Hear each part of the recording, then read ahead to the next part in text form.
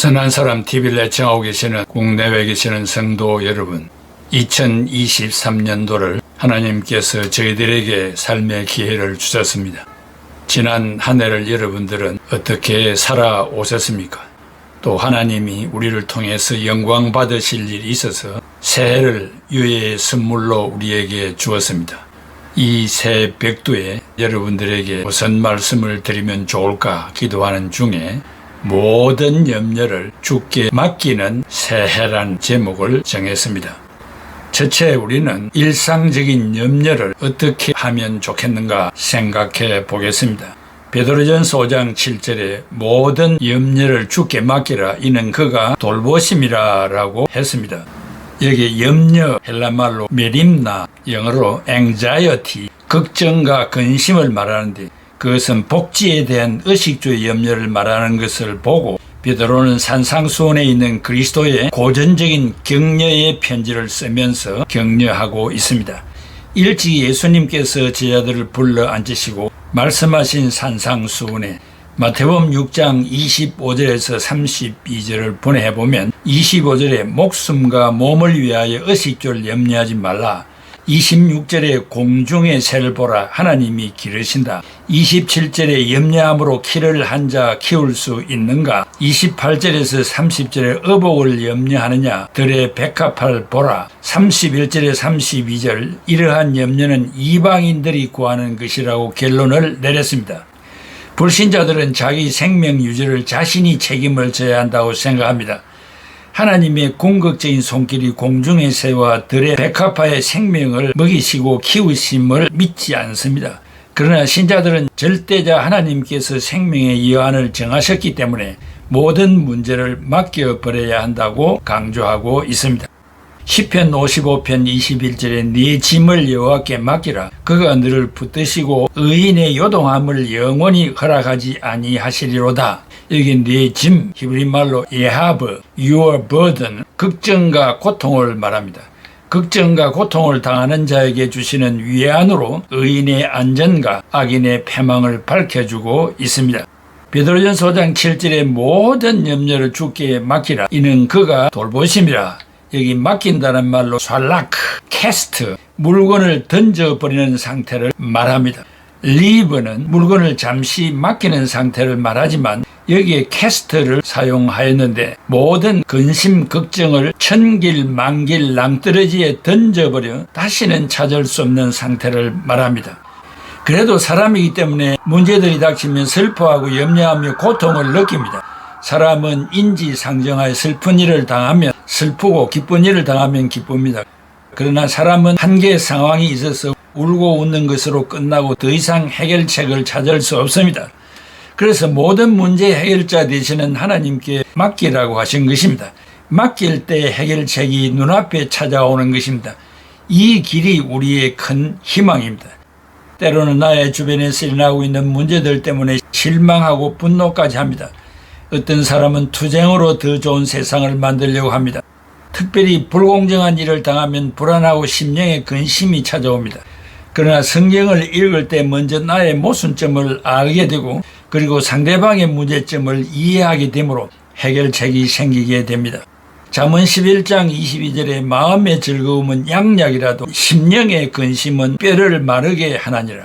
예레미야 29장 11, 12절에 여호와의 말씀이니라. 너희를 향한 나의 생각을 내가 안 하니 평안이요 재앙이 아니니라. 너희에게 미래와 희망을 주는 것이니라. 너희가 내게 부르짖으며 내게 와서 기도하면 내가 너희들의 기도를 들을 것이요 라고 했습니다. 하나님이 나의 기도를 들으면 모든 문제는 해결된 것과 같습니다. 그러면 그 미래와 희망은 어떤 것입니까? 계시록 21장 4절에 모든 눈물을 그 눈에서 닦아주시니 다시는 사망이 없고 애통하는 것이나 곡하는 것이나 아픈 것이 다시 있지 아니하리니 처음 것들이 다 지나갔음이라. 부모님이 세상을 떠나 매장지에서 하관 예배를 드리면서 노래를 부릅니다. 찬송을 부르는 자들은 크리스천밖에 없을 것입니다. 그 이유는 잠시 후 부활의 몸으로 나타날 것을 믿기 때문에 찬송을 부르는 것입니다. 우리의 미래와 희망은 바로 하나님의 응답이요 다시 사는 부활일 것입니다. 이런 약속을 어떻게 신앙할 수 있겠습니까? 사람들은 미래에 좋은 일들이 있기를 희망하지만 그 희망이 나에게 이루어질 것이라고 확신하지 못합니다. 그러나 성경의 약속은 그와는 다릅니다. 사도행전 17장 11, 12절에 베레아에 있는 사람들은 데살로니가에 있는 사람들보다 더 너그러워서 간절한 마음으로 말씀을 받고 이것이 그러한가 하여 날마다 성경을 상고함으로 그 중에 믿는 사람이 많고 또 헬라의 귀부인과 남자가 적지 아니하나 베레아의 유대인들이 데살로니가의 사람들보다 더 고상하고 예의 바르다고 평가를 합니다. 그들이 바울의 설교를 정중하고 편견 없이 열려진 마음으로 경청했기 때문입니다. 베레아 사람들은 바울이 전한 설교를 상고하여 크리스찬의 열의를 보여주었기 때문입니다. 여기 상고함으로 헬라말로 아나크리노 examining, 성경을 연구하는 것과 함께 깊이 숙고하는 것을 말합니다. 성경을 도외시하면 인생으로서는 마지막 가는 길입니다. 도대체 일상적이지 않는 더 큰 문제는 어떻게 할까요? 우리가 완벽한 환경에서 영원한 생명을 누릴 희망이 있다고 성경이 말해줍니다.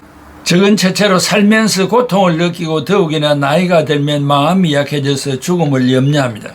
이사야 25장 8절에 사망을 영원히 멸하실 것이라. 주 여호와께서 모든 얼굴에서 눈물을 씻기시며 자기 백성의 수치를 온천하에 제하시리라. 여호와께서 이같이 말씀하셨나니라. 여기에 제한다는 말은 히브리말로 sur, take away, 제거한다, 없애버린다, 그리고 죽이는 것을 말합니다.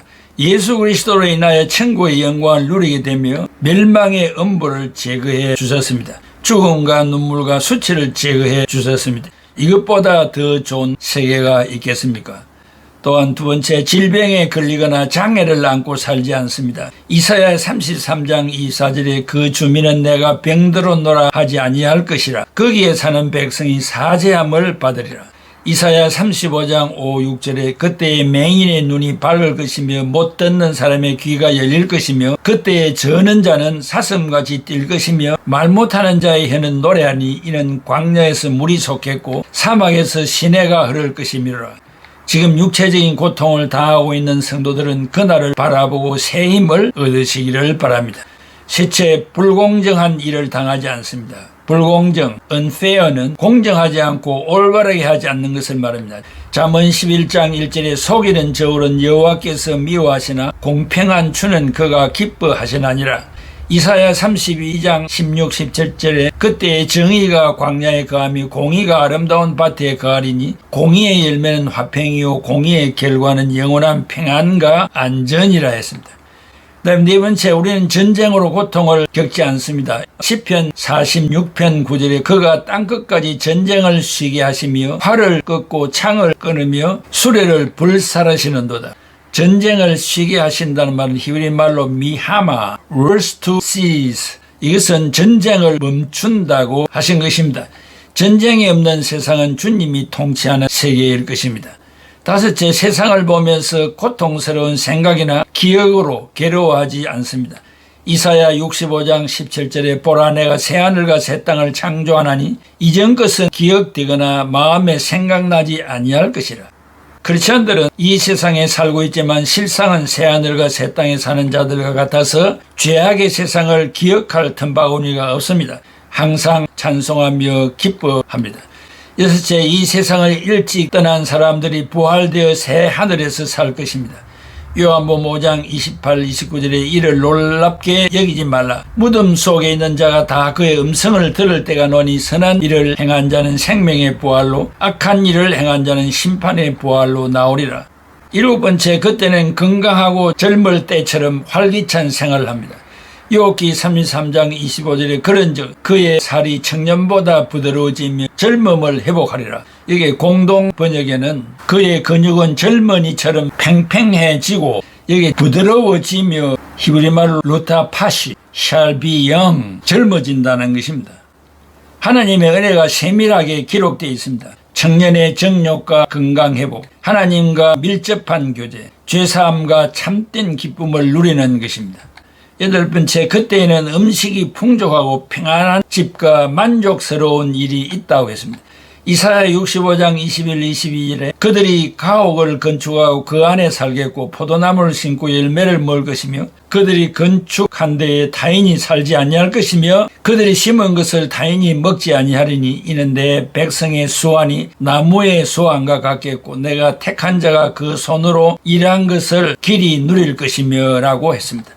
아홉 번째, 안전한 평화를 누립니다. 시편 37편 11절에 그러나 온유한 자들은 땅을 차지하며 풍성한 화평으로 즐거워하리로다.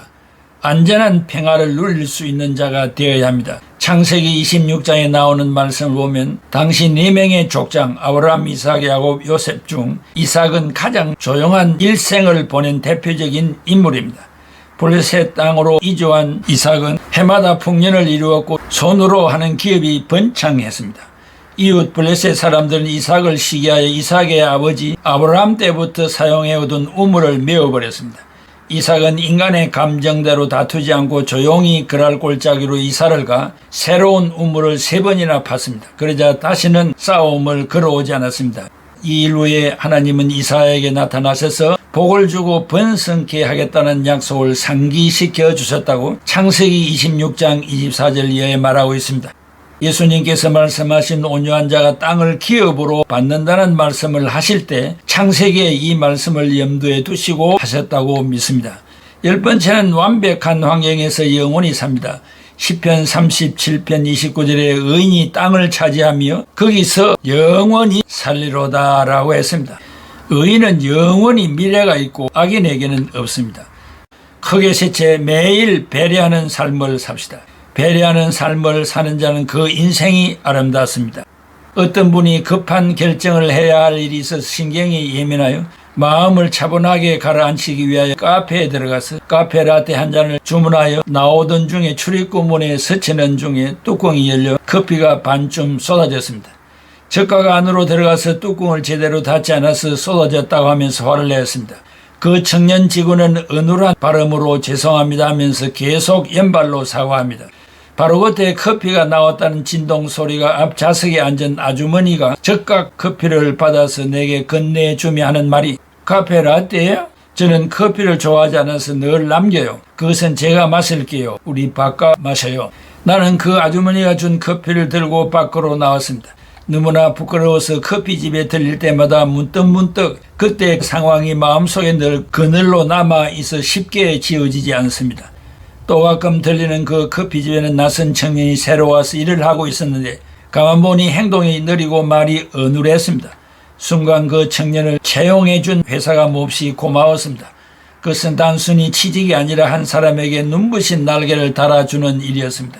그리고 내 시선을 빼앗은 또 한 사람, 40대 아주머니 한 분이 구석에 앉아서 커피를 마시고 있었습니다. 단순한 손님이 아니라는 것을 직감했습니다. 그 아주머니는 오직 한 사람만 애틋하고 절절한 눈빛으로 보고 있었습니다. 이 청년의 어머니라는 것을 쉽게 알 수 있었습니다. 발달장애인 아들의 첫 직장에서 그 아들을 지켜보는 심정이 어떨까? 초조하고 불안하고 흐뭇하고 감사하고 참으로 다양한 감정의 소용돌이에서 눈물을 참고 있는 듯 보였습니다.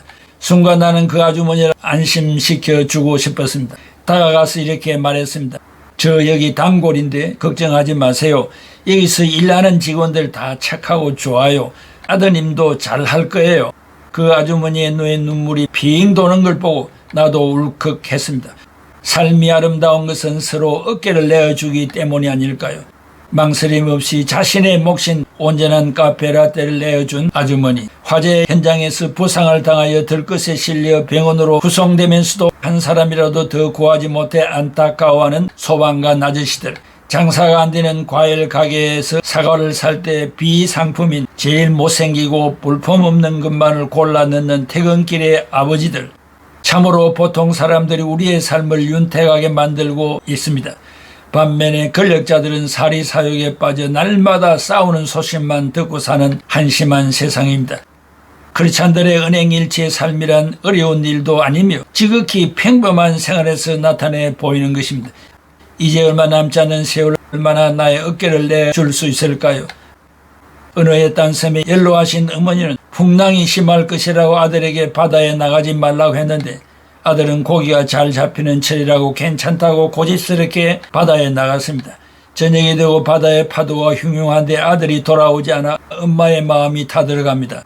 한밤중이 되자 바다는 더 큰 파도와 폭풍이 몰아치기 시작했습니다.